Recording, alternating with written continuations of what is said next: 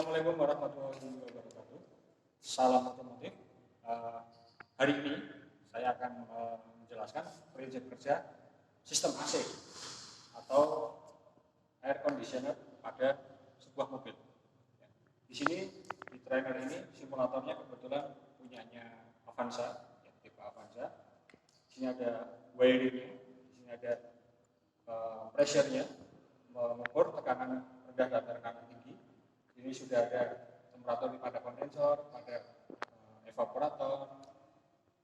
Kali ini terdiri dari beberapa bagian sistem AC.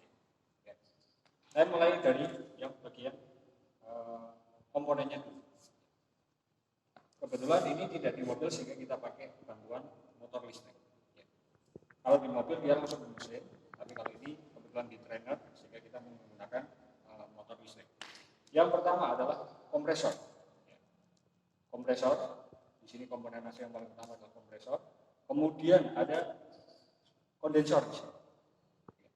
Kondensor di sini, kemudian dia akan lari ke belakang, dia harus melewati receiver atau dryer.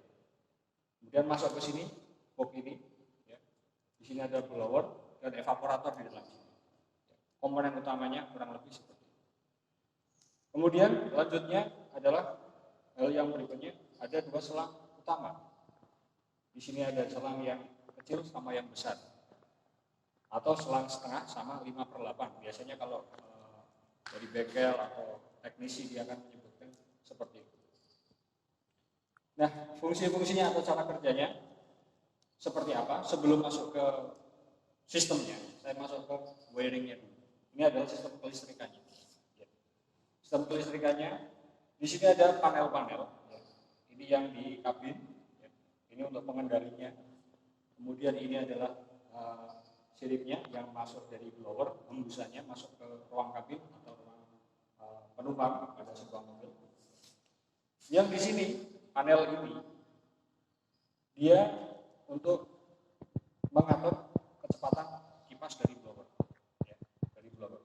Kalau yang ini untuk tingkat pendinginnya, temperaturnya mau kita atur seberapa dinginnya. Ini yang mengatur, ini kipasnya blower yang mengembuskan kecepatannya seperti apa. Ada dua ini yang dikendalikan dari dalam ruang kabin atau penumpang. Berikutnya, di sini akan saya simulasikan. Sebelum saya simulasikan, saya jelaskan. Blower itu di sini ada tingkatnya, ada high, medium, dan low. Seperti ini ada high, medium, dan low. Diatur di sini. Kemudian selanjutnya ada yang komponen penting pada sistem kelistrikan. Ada dua relay. Satunya adalah magnetic clamp untuk menggerakkan kompresor, menggerakkan atau menyambungkan, memompakan refrigerant atau fryer masuk ke dalam sistem.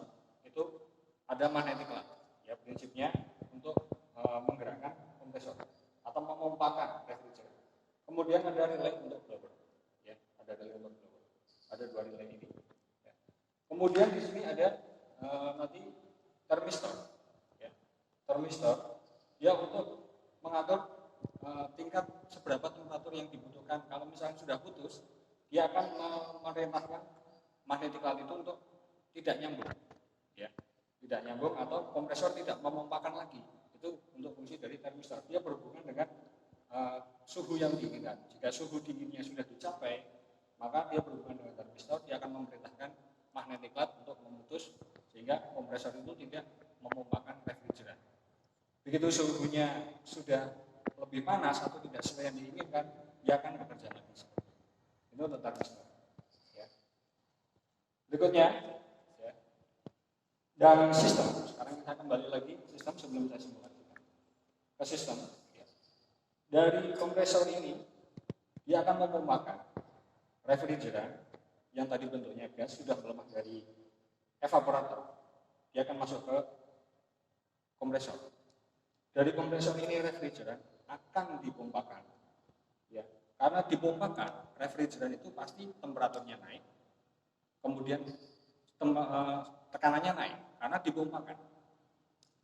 Karena tekanannya naik, refrigeran ini masuk ke kondensor.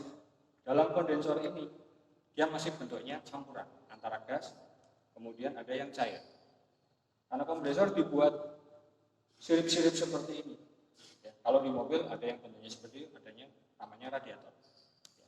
Jika dibuat sirip-sirip, fungsinya adalah untuk menurunkan suhunya atau temperaturnya. Tekanannya tinggi, tapi suhunya diturunkan sehingga refrigeran ini dimaksudkan adalah berbentuk benar-benar cair. Ya.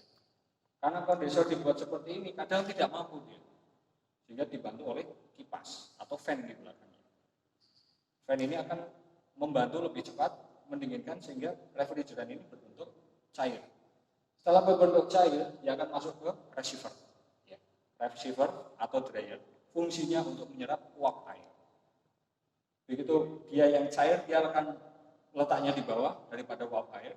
Dia lebih berat yang air, yang cair. Setelah itu dia naik lagi, masuk ke katup ekspansi yang ada di dekat evaporator. Katup ekspansi itu untuk menurunkan tekanan. Kalau tadi yang dari sini bentuknya cair, ya, masuk ke katup ekspansi, tekanannya tinggi, kemudian diturunkan tekanannya. Kalau tadi di kondensor suhunya diturunkan, di katup ekspansi tekanannya yang diturunkan. Sehingga ketika masuk ke dalam evaporator, dia sudah berbentuk gas. Nah, gas yang dingin ini prinsipnya AC, dia akan menyerap udara panas atau suhu yang panas di dalam ruang penumpang. Dengan penguapan seperti itu, makanya ada istilah alat ini namanya evaporator untuk penguapan. Dia akan menguapkan atau mengambil, menyerap suhu-suhu panas yang ada di dalam kabin.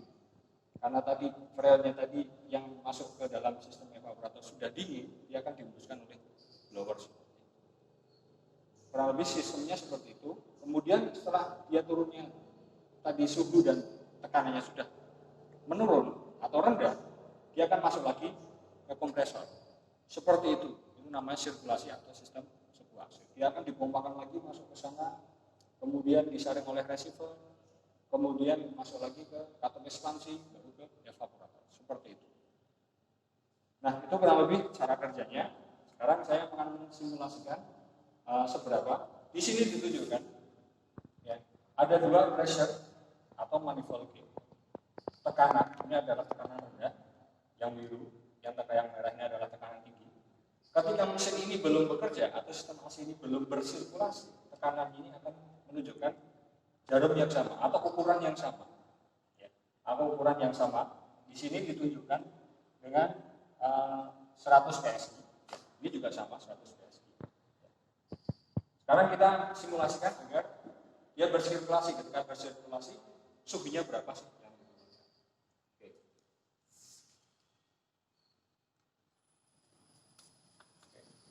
Ini mesin sudah hidup, ya.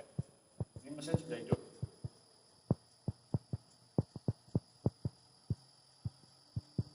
Putarannya saya buat 2500 RPM. Ya. Mesin sudah hidup, tetapi kompresor ini belum bekerja karena magnetiknya belum menempel dengan kompresor sehingga tidak akan memompakan refrigeran yang ada di dalam sebuah sistem. Caranya gimana? Ini kondisi blower dan pengatur suhu dia sama-sama off. Ketika ini saya nyalakan, blower belum bisa bekerja. Jadi dia harus dua-duanya. Ya. Ketika harus dua-duanya, ya.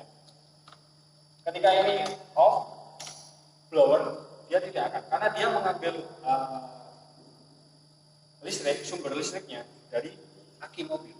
Ya, tidak dari mesin. Kalau kompresor ini bekerjanya memutarkan berdasarkan mesin. Tapi kalau blower dia berdasarkan sumber listriknya adalah AC yang dari aki. Ya. Dan kita nyalakan kunci kontaknya. Setelah itu kita on. Ya. Blower ini akan bekerja. Ya. Seberapa dingin kita bisa atur lewat sini. Blower pun dari low, high, medium, menengah, kemudian yang high, dia kan hembusannya di sini bisa dilihat ya perbedaan tadi tekanan tadi yang awal. Ya. Saya ulangi, misalkan tekanan ini sebelum bekerja, ya. Dia akan menunjukkan jarum yang lebih tinggi. Ya. Ketika blower bekerja atau sistem bekerja, kompresor memompakan, ya. Dia akan tekanannya lebih rendah. Karena dia karena benar berarti light leadernya sudah diturunkan tekanannya, sehingga dia akan mengembuskan udara yang limit ke penumpang atau penumpang penumpang. Kemudian di sini bisa dilihat temperatur pada evaporator. Evaporator berarti bagiannya. Kemudian yang kondensor adalah yang sebelah. Ya. Kalau yang dari kompresor masuk ke kondensor, kurang lebih suhunya sekitar 70 derajat. Ya. Yang dari sini masuk ke kondensor. Di sini bisa kita cek. Oh dia berarti si fan sama kondensor dia berfungsi dengan normal. Dia suhunya sudah diturunkan dengan cara diserap panas. Tapi tekanannya tinggi. Kemudian di dalam evaporator di posisi evaporator itu suhunya lebih rendah daripada suhu ruangan atau suhu kamar. Di sini bisa kita rasakan suhunya tinggi. Kurang lebih seperti itu informasinya. Kita masuk dalam video seperti itu. Ya. Jika video ini bermanfaat, silakan nanti like, share, dan subscribe. Kemudian bisa komen di bawah ini ya, untuk lebih bermanfaat biar kita bisa membuat video-video yang lebih bermanfaat lagi ke depannya. Terima kasih dari saya. Assalamualaikum.